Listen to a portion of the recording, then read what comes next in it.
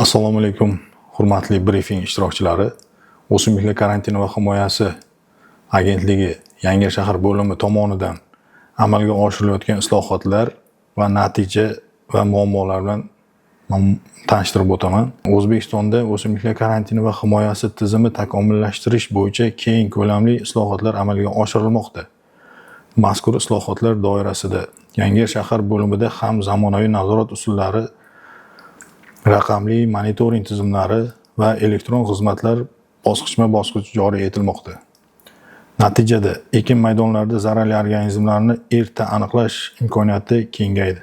Fitosanitariya nazorati sifati oshdi hamda eksport qilinayotgan mahsulotlarning xalqaro talablarga muvofiqligi ta'minlanmoqda. Fermer xo'jaliklari bilan hamkorlik kuchaytirilib, ularga zararkunandalar va kasalliklarga qarshi kurashish, pestitsidlar to'g'ri foydalanish hamda biologik himoya usullarini qo'llash bo'yicha muntazam maslahatlar berib borilmoqda. Shu bilan birga ayrim muammolar ham mavjud. Ba'zi hududlarda zamonaviy texnika va laboratoriya jihozlariga ehtiyoj saqlanib qolmoqda. Iqlim o'zgarishi natijasida yangi zararkunandalar paydo bo'lish xavfi ortmoqda.